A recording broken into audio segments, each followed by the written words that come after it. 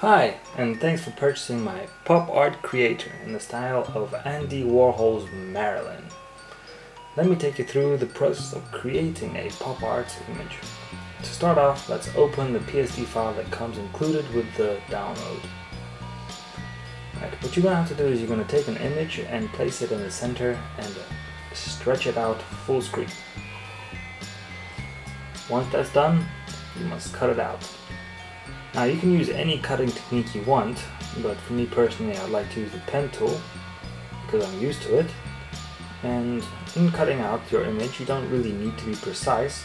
You can go as in detail or not, because this is a pop art image and it's used by screen printing. So little minor imperfections are welcome here, and this is the sort of thing that Andy Warhol would do. He would cut out an image. So,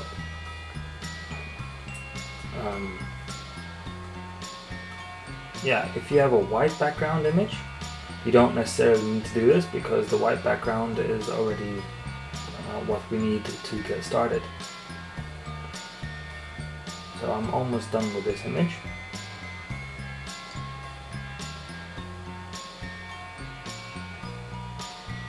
And there we go.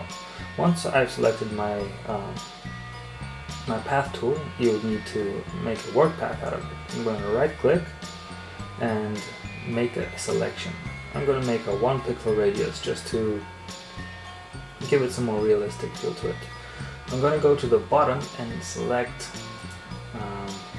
make mask or add mask. Okay, and to make this a bit more realistic, I have some hair brushes which I'm going to apply to this image. Just give it that little bit of extra look and feel to it. Okay, I think that looks good to me. And there it is, the cutout. Okay, so what we're going to do now is we're going to import the action. Press Alt F9. Then in that little corner you're going to select Load Actions. Select the action that came with the download and press Load. You're going to have a new folder and select Marilyn's colors and press play to run the action. Alright, you must have your image selected when you press the play. Everything else should go automatically. Okie dokie. Now when that's done, you're going to have two folders. You're going to have black and white and colors. What I'm going to do is I'm going to select the mask that I've already done by pressing Ctrl and clicking on the image. Then I'm going to open the colors folder and select my BG background layer. Because I have my selection already selected, all I got to do is take my brush tool and color it in. Just make sure that the brush is set to white. You can ensure that this is done by pressing D on the keyboard and then pressing X. Right. After that's done, I'm going to press Ctrl-Shift-I to invert selection. Now what this is going to do is, because I'm going to select brush in the hair next, I need the selection not to conflict with the background. By pressing Ctrl-Shift-I, it inverts the selection and I have a very easy to paint hair. Yeah, you don't need a tablet to paint or anything like that. I'm using a mouse in this example. And once again, you can be as rough or as precise as you want. You can take the pen tool, the brush tool, any coloring technique that you like. I'm going to go in a little bit more detail here with the hair. There we go. And that should be it. Yep. Now, I like the selecting process. So what I'm going to do is I'm going to press Control click the background. Then I'm going to press Control Shift and select the hair layer. So what it's going to do is going to combine the two selections together. And this will give me a proper, a very nice cutout for the skin layer. I'm going to press Ctrl Shift I to invert the selection. And then I'm just going to take my brush and quickly dab in through the whole layer. There we go. And then once I'm on the skin layer, right, remember to select the mask, not the color of the skin. Right? I'm going to press the X on my keyboard to change the colors. And what's this going to do is it's going to invert the colors from black to white and effectively act as an eraser. So whenever I want to erase something, I'm just going to press the X on the keyboard and erase, and then press the X again to color in.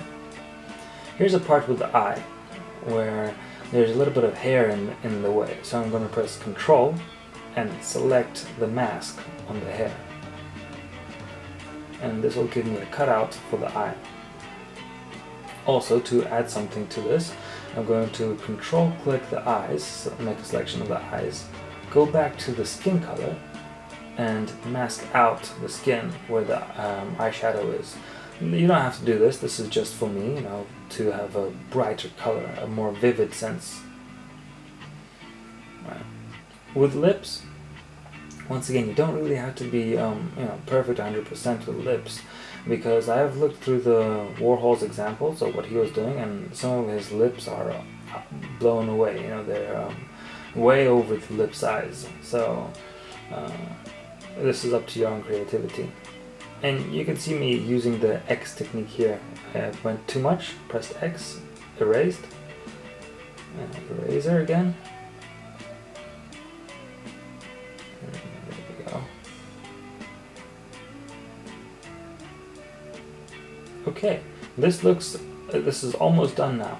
Now I'm going to add some more minor touches to the beads, and I can't really see where the beads are. I want to make them white, so I went to the black and white image folder where I have 3 parts. I have the dots, the hair contrast, and the body, and I selected the layers mask and just made it a little bit darker so I can see what I'm doing.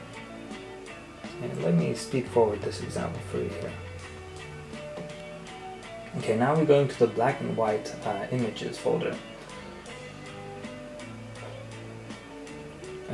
I'm going to view the hair contrast, and I'm going to select my brush. And what this is going to do is I want the hair to be a bit more brighter than the rest of the body. That's why there's 2 different layers. I'm going to select the hair and just make a mask out of that. Now above that there's levels, and with these levels I can adjust the way this looks.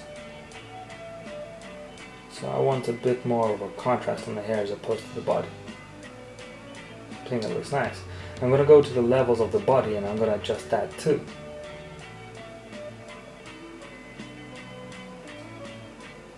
All images are different, so you're going to find what works best for you. Now, to complete all of this, there is a dot pattern on the top. Now, by default it is set to 2.